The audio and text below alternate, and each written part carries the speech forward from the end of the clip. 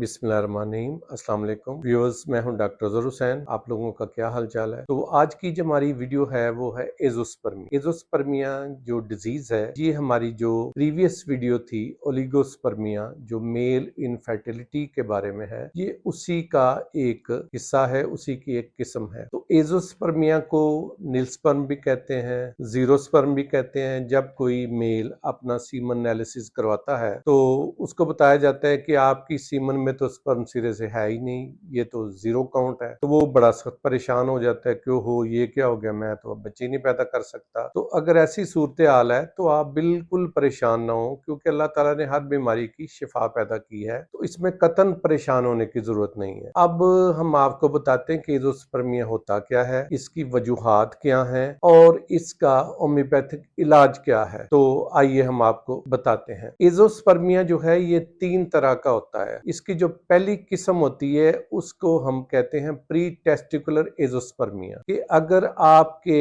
Endocrine glands में कोई मसला है और आपके हाइपोथैलेमस और पिट्यूटरी ग्लैंड जो हैं वो ब्रेन के अंदर हार्मोन्स नहीं बना रहे, जिसमें एक टेस्टोस्टेरोन हार्मोन होता है, कुछ और दीगर हार्मोन भी होते हैं। तो जब वो हार्मोन बनते हैं, वहां से रिलीज होते हैं, तो आपके जो टेस्टिस हैं वो स्पर्म को प्रोड्यूस करते हैं, उसकी प्रोडक्शन होती है। अगर हार्मोन्स की कमी है तो फिर वो जाहिर है कि स्पर्म नहीं बनते। दूसरे नंबर पे आ जाता है टेस्टिकुलर एजोस्पर्मिया, यानी इसमें आपके हार्मोन्स बन रहे हैं और आपके जो टेस्टिस हैं उनमें स्पर्म्स नहीं बन रहे, उनके अंदर टेस्टिस के अंदर कोई पेचीदगी है, कोई बीमारी है, तो वो नहीं बन रहे। तीसरा आ जाता है पोस्ट टेस्टिकुलर एजोस्पर्मिया, जिसको ऑब्स्ट्रक्टिव एजोस्पर्मिया भी आप कह सकते हैं, यानी कि हार्मोन्स भी बन रहे हैं, स्पर्म भी बन रहे हैं, मगर जब सीमन एनालिसिस होता है तो उसमें स्पर्म काउंट जो है वो जीरो आता है। यानी कि इसका मतलब है कि टेस्टिस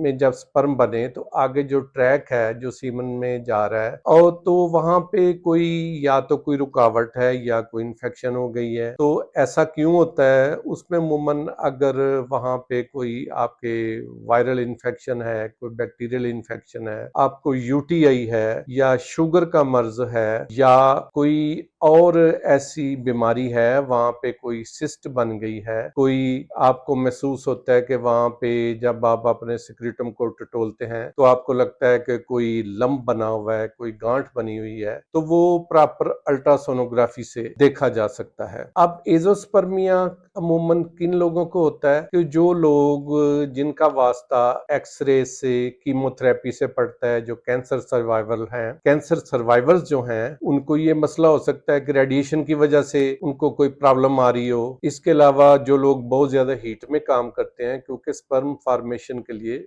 दर्जा हरारत का मुनासिब होना भी जरूरी है, या आपको वायरल इन्फेक्शन हुई या आपको मम्प्स हुए तो मम्प्स की वजह से भी ये प्रॉब्लम पैदा हो सकती है। इसके अलावा बैड लाइफस्टाइल, अगर आप बिल्कुल एक्सरसाइज नहीं करते, वजन आपका बढ़ रहा है, आप जंक फूड ज्यादा खाते हैं, चीनी का, मीठे का इस्तेमाल बहुत ज्यादा करते हैं, या आप स्ट्रेस में रहते हैं, उस वजह से भी ये हो सकता है। कुछ क्रोमोसोम की प्रॉब्लम है, कुछ ये कंजेनिटल चीजें भी हो सकती हैं, विरासती बीमारी भी कोई हो सकती है। तो बहरहाल ये तो आपका जो एक डॉक्टर है वही बता सकता है, जिससे आपने इन्वेस्टिगेशन करवाई क्या हर इसकी वजह क्या है। तो अगर आपका कोई ऐसा मसला है तो इससे बिल्कुल परेशान होने की जरूरत नहीं है। आप अपनी ग़िज़ा जो है वो अच्छी करें, हेल्दी फूड खाएं, अंडों का इस्तेमाल करें, दूध का इस्तेमाल करें, मछली खाएं, ड्राई फ्रूट खाएं, जंक फूड से परहेज करें और रेगुलर एक्सरसाइज करें, क्योंकि एक्सरसाइज करने से आपका टेस्टोस्टेरोन लेवल बढ़ता है। जब टेस्टोस्टेरोन लेवल आपका जो है वो मुकर्रा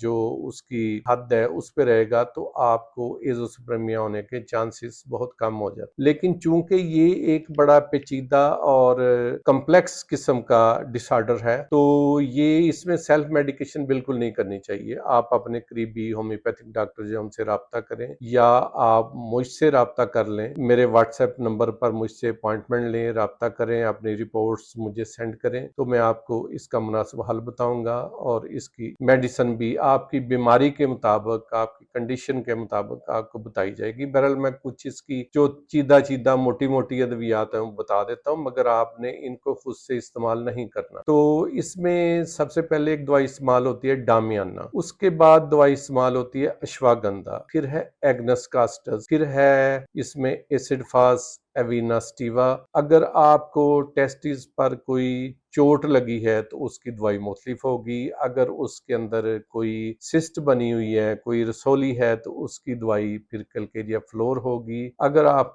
سٹریس میں رہتے ہیں، ڈپریشن میں، اس کی دوائی اگنیشیا بھی ہو سکتی ہے۔ بہرحال اس کی بہت ساری مختلف ادویات ہیں۔ تو اگر آپ کو خدا نخواستہ ایسا مسئلہ ہے تو آپ اپنے سیمن انالیسس کی رپورٹ اور دیگر رپورٹیں مجھے میرے واٹس ایپ نمبر پر سینڈ کریں۔ آپ یہاں پر مجھے اپنی رپورٹ سینڈ کریں اور مجھ سے اپائنٹمنٹ لیں، تو انشاءاللہ اللہ تعالیٰ آپ کو شفا دے گا۔ میں نے بہت سے لوگوں کا ٹریٹمنٹ کیا ہے اور اللہ تعالیٰ نے ان کو اولاد جیسی نعمت عطا کی ہے۔ بہت بہت شکریہ، جزاک اللہ۔